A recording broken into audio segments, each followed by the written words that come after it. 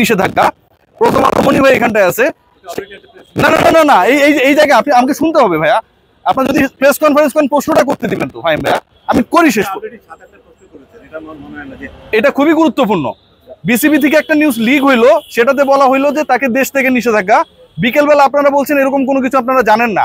এই যে ক্রিকেটারদের মানহানি হইলো, এটার দায়িত্ব কি আপনারা নেবেন? এন্টি কারাপশন প্রথম আমার কাছে আছে, স্ক্রিনশট দেখাতে পারবো আমি। তাকে অ্যাকাউন্টেবল করা হবে, যার ফেসবুক থেকে ব্যাপারটা সে লিখেছে, এটা তার পার্সোনাল একটা স্ট্যাটাস ছিল। এটা আমার মনে এমন কিছু বলে নাই, যদি এমন হয় তাহলে না, যোগাযোগ করা হয়েছিল, এটা আমার কাছে আছে, আমি জানি না, দেখতে পারেন। ঠিক আছে, এটা আমরা দেখবো। আমি প্রথম কনভারসেশন অফিসিয়াল প্রেস মিটে আমি কয়েকটা প্রশ্ন করতে চাই, যদি আপনি নেন। প্রথম প্রশ্ন, যেটা যেই দলটাকে নিয়ে এত আলোচনা সমালোচনা হচ্ছে, রাজশাহী পুরো বাংলাদেশের বাণিজ্য ডুবাই দিচ্ছে। বিদেশি ক্রিকেটাররা বিপিএল এ খেলে না, পরিবহন শ্রমিকরা ধর্মঘট করছে একটা দলের বিপক্ষে, 1.5 লাখ টাকার জন্য মালিক বের হতে পারে না। এখন পর্যন্ত বিদেশি ক্রিকেটার যারা, একটু আগে পর্যন্ত ইএসপিএন ক্রিক ইনফো আমাকে ইনফর্ম করেছে যে তারা তাদের হোটেল ত্যাগ করতে পারেনি, বিমানের টিকিটটা দেওয়া হয়নি সেই ক্রিকেটারদের। এই দল এবারের বিপিএল এ কিভাবে আসলো? এই দল এবারের বিপিএল এ কিভাবে আসলো, এই ব্যাপারটা কি আপনি জানেন কিনা? একই সাথে বাকি দুজন রয়েছেন, ফারুক ভাই গভর্নিং কাউন্সিলের চেয়ারম্যান এবং ফাহিম ভাই রয়েছেন সদস্য সচিব। আপনারা নিশ্চয়ই ব্যাপারটার সাথে ইনভলভ ছিলেন। আপনাদের কি ছিল to select Rajshahi as a BPL franchise? আগে আমি আপনার কাছ থেকে জানতে চাই। আমাদের থেকে হচ্ছে আমরা যে সতেরো সন্ধান কমিটি করেছি, কমিটি খুঁজে বের করবে যে যে দলগুলোর আসলে এই সামর্থ্য ছিল না তারা কিভাবে আসলে এখানে আসবে। এবং আমি আজকে মালিকের সাথেও কথা বলেছি এবং আমি স্পষ্টভাবে বলেছি আপনি যদি এটা পে করতে ব্যর্থ হন তাহলে আমাদেরকে আইনি প্রক্রিয়ায় যেতে হবে। আপনার রোল কি ছিল to select Rajshahi as a member secretary of the governing council? আপনি কি জানতেন? আপনার তথ্যটা কি ছিল যেটার উপর ভিত্তি করে আপনি ট্রাস্ট করতে পারলেন এরকম একজন ফ্র্যাঞ্চাইজি মালিকের উপর? আমরা যথেষ্ট ভালোভাবে বিচার বিবেচনা করিনি ফ্র্যাঞ্চাইজিকে নেওয়ার ক্ষেত্রে। এখানটায় আপনারা কর্নার করেছেন না মীর মুগ্ধের নামে, যেখানটায় বিনামূল্যে পানি পাবে। আমি একটু করি ফারুক ভাই।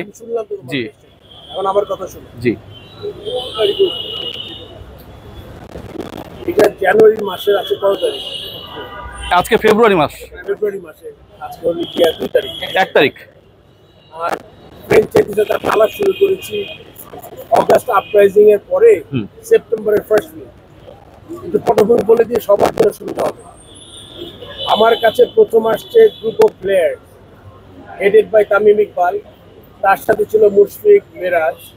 আমাকে প্রথম বলেছে আপনি বাংলাদেশের ক্যাপ্টেনের থেকে আপনি হয়েছেন হলো গিয়ে বোর্ড সভাপতি, বিপিএলটা কিরকম হবে আগামীতে আপনার পার্থক্যটা কোথায়? আগে খারাপ ছিল তো এটা রেফারেন্স হইতে পারে না। আগে তো রাজা ছিলেন ওনারা 16 বছর, তখন কেন তো প্রবলেম ছিল।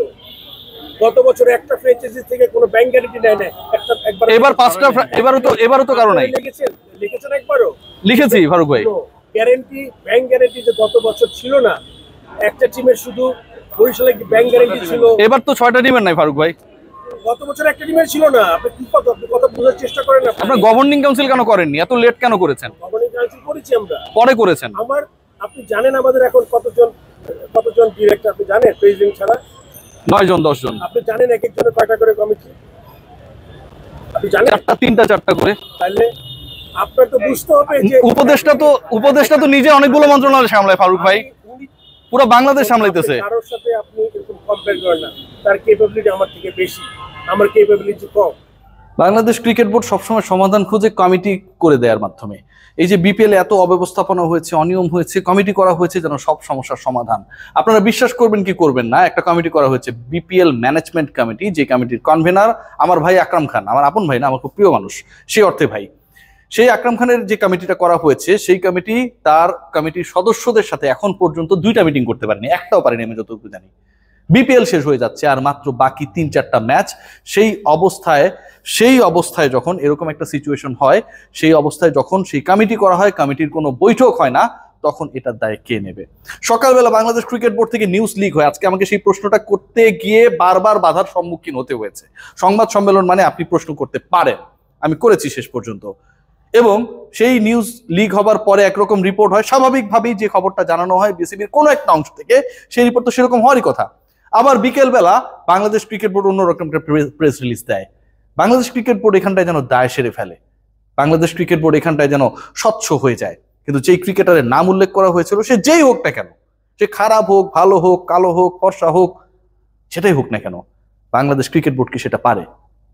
খেয়াল করে দেখবেন, আজকে যখন প্রশ্ন করা হয়েছিল রাজশাহী ফ্রাঞ্চাইজি এখানটায় কিভাবে ঢুকেছে, বারবার সেই প্রশ্নের উত্তরগুলো দেওয়ার চেষ্টা করা হয়েছিল এমন ভাবে যে আমরা সময় কম পেয়েছি, আমরা ভালোভাবে এটাকে মূল্যায়ন করতে পারিনি, এই টাইপের একটা বায়বীয় অ্যান্সার আমরা পেয়েছি বোথ পার্টি যারা আসলে এটার সাথে জড়িত ছিলেন, along with the president and the member secretary. কিন্তু এই ফ্র্যাঞ্চাইজি আসলে করার ক্ষেত্রে বা পাবার ক্ষেত্রে এই মালিককে আসলে কোথা থেকে পাওয়া গেল, এই লোককে আসলে কোথা থেকে খুঁজে পাওয়া গেল, বাংলাদেশ ক্রিকেট বোর্ডকে কে কনভিন্স করলো, তাদের ফিনান্সিয়াল ট্রানজেকশনস গুলো দেখা হয়েছিল কিনা, এই ব্যাপারগুলোর কোনো উত্তর নেই। আজকে বিপিএল করা হয় এবং সেই বিপিএল ইন্টারেস্টিং পার্ট যেটা, আমি যখন প্রশ্ন করলাম তখন প্রেসিডেন্ট উত্তর দিলেন যে আগের বিপিএল গুলোতে অনেক অনিয়ম হয়েছে। আগের বিপিএল গুলোতে অনিয়ম হয়েছে মানে কি? একাদশ বিপিএল অনিয়ম করার লাইসেন্স আমরা পেয়ে যাই। আগের বিপিএল এ ব্যাংক গ্যারান্টি কেউ দেয়নি মানে কি এবারও দেবে না? তাহলে তো এবার যারা ব্যাংক গ্যারান্টি দেয়নি পরের বিপিএলও দেবে না, কারণ এটা তো তখন পরের বার আগের বিপিএল হয়ে যাবে। ভেবে দেখুন যে আমরা কোন ধরনের যুক্তিতে চলি, আমরা দলগুলোকে কন্ট্রোল করতে পারি না। ক্রিকেটাররা অপমানিত হন, ছোট হন, মালিক পক্ষ যা খুশি তা বলতে পারেন, সেই ব্যাপার নিয়ে ফাইনালি কি অ্যাকশনে যাবে সেটা আমার এক সহকর্মী প্রশ্ন করার পর দেন ক্লারিফিকেশন আসে। এর থেকে দুঃখজনক কি হতে পারে?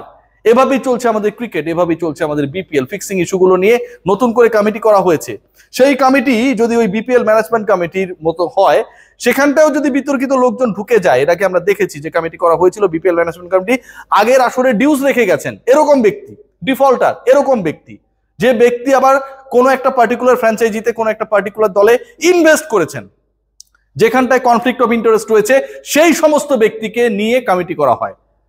প্রশ্ন করা হয়েছিল যে এক একজন বোর্ড ডিরেক্টর তারা 3-4টা ডিপার্টমেন্ট সামলান, এর মানে এই না যে এটা ভালোভাবে চলবে না। মন্ত্রীরাও তো একসাথে 3-4টা ডিপার্টমেন্ট সামলান, অনেক সচিবকে অতিরিক্ত দায়িত্বে আমরা দেখি যে 3-4টা ডিপার্টমেন্টে থাকেন, তার মানে এটা ভালোভাবে চলবে না। এই এক্সকিউজ দেওয়ার কি সুযোগ রয়েছে? বিপিএলটা যখন আমার প্রাইম টার্গেট এবং সেই প্রাইম টার্গেটটা যখন মাত্র মাস 2-এর মধ্যে শুরু হবে এরকম একটা সিচুয়েশন, তখন তো অন্য যে কোনো কিছুর বাইরে অন্য যত আয়োজনই হোক না কেন টার্গেট হওয়া উচিত বিপিএল। বলা হয়েছে অনেকগুলো কাজ আমরা করেছি, অনেকগুলো আয়োজন আমরা করেছি, এতগুলো টুর্নামেন্ট আমাদের হয়েছে, এর মাঝে সময় পাওয়া যায়নি। এই টুর্নামেন্ট করার জন্য কি বোর্ড ডিরেক্টরদেরকে মাঠে মাঠে ঘোরা লাগে? এই টুর্নামেন্ট করার জন্য কি বোর্ড ডিরেক্টররা বিপিএল গভর্নিং কাউন্সিলে মিটিং করতে পারেন না? এই টুর্নামেন্ট করতে গেলে কি BPL governing council properly form করা যায় না? এই টুর্নামেন্টগুলো করতে গেলে কি বাংলাদেশ ক্রিকেট বোর্ড যখন পোর্টফোলিও ডিস্ট্রিবিউশন করে সেটার জন্য 3 মাস ওয়েট করা লাগে? এই প্রশ্নের উত্তরগুলো দেবে কে? প্রশ্ন করা যায় না ভাই। আজকে আমি প্রশ্ন করতে গিয়েছি, সেখানটায় প্রশ্ন করা যায় না, খুবই দুঃখজনক। প্রেস কনফারেন্স মানে কি? প্রেস কনফারেন্স মানে হচ্ছে সেখানটায় আপনি প্রশ্ন করবেন, প্রেসের কাছে মুখোমুখি হবে কর্তা ব্যক্তিরা, সেই জায়গাটায় যখন প্রেসকে প্রশ্ন করার ক্ষেত্রে এম্বার্গো অনেকটা দিয়ে দেওয়া হয়, এটা খুবই দুঃখজনক।